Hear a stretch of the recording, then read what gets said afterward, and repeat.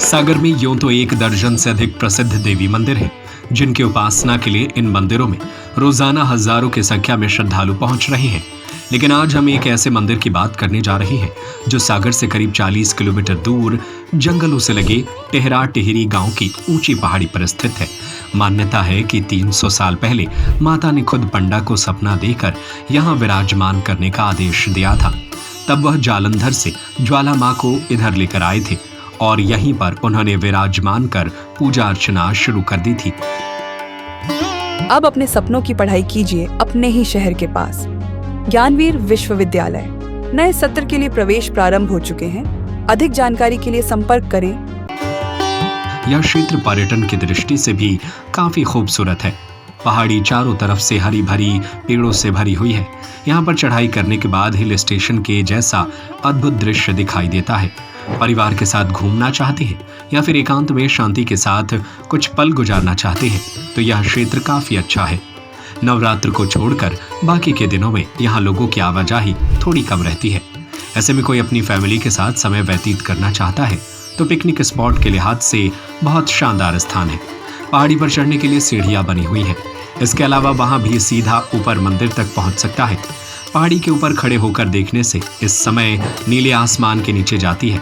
वहां तक हरे भरे जंगल, खेत खलिहान, तालाब नजर आते हैं जिन्हें देखकर मुरझाए मन भी खिल उठते हैं। मंदिर के पुजारी आदित्य शुक्ला बताते हैं कि 4 पीढ़ियों से उनका परिवार यहाँ पर सेवा देता आ रहा है। बुजुर्ग लोगों से सुनते आ रहे हैं कि जो पंडित जी देवी माँ को यहाँ पर लेकर आए थे उनके लिए माँ पुकारती थी तो उस समय पूरा गांव उस आवाज को सुन पाता था। मंदिर के नीचे एक शिला पड़ी है जिस पर पैरों के निशान है। कहा जाता है कि माता ने इस पर खड़े होकर पहाड़ी की तरफ देखकर विराजमान करने का इशारा किया था। ये लगभग 300 साल के लगभग की पुरानी कहानी है। जो हमारे यहाँ एक अमान सिंह करके पंडा जी हुआ करते थे। ये माता उन पर बहुत प्रसन्न थी और उनसे वार्तालाप होती रहती थी।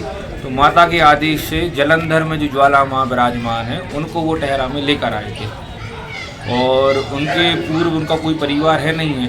तो हमारे परदादा से लेकर हम ही लोग उनकी आज सेवा में, आज हमारी 4थी पीढ़ी उनकी सेवा कर रही है।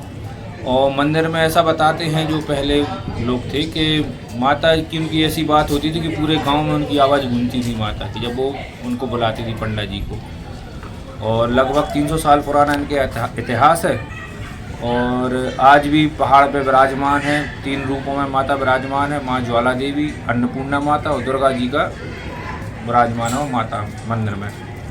और हर साल वहाँ पे चुन्नी यात्रा के कार्यक्रम, भक्तों का आना जाना होता है।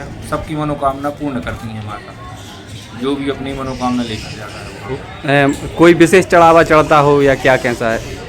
नहीं, ऐसा विशेष तो ऐसा कुछ नहीं है, लेकिन यहाँ पर अखंड ज्योत शुरू से विराजमान है और आज भी अखंड जलती जा रही है, जिसकी देखरेख और सेवा का पूरा भार हमारा परिवार लिए हुआ है। ये एक कैसे माता की स्थापना हुई थी क्या? ये माता के आदेश से जो अमान सिंह जो पंडा जी थे वो माता को जालंधर से लेकर आए थे। क्यों? 300 साल पहले वाहन की कोई व्यवस्था रहती नहीं थी, आना जाने में बहुत दिक्कत होती थी। तो ये माता का ही आदेश था उनको कि आप हमें टेहरा पहाड़ पर विराजमान करें। और पहाड़ के नीचे माता के आज भी चरण हैं। जब माता विराजमान हुई थी उसके पहले उन्होंने पहाड़ के नीचे खड़े होकर पहाड़ के ऊपर देखा था। तो आज भी उस जगह पर माता के पग विराजमान है। उसके बाद फिर माता ऊपर जाके विराजमान हुई। ठीक, शुभ नाम क्या है? आदित्य शुक्ला, टहरे वाले लंबरदार। अब अपने सपनों की पढ़ाई कीजिए अपने ही शहर के पास। सागर शहर से मात्र 12 मिनट की दूरी पर स्थित है ज्ञानवीर विश्वविद्यालय, जहां आपको मिले सुविधाजनक बस सेवा, आधुनिक कैंपस इंफ्रास्ट्रक्चर, अनुभवी शिक्षकगण और एक उज्जवल करियर की गारंटी।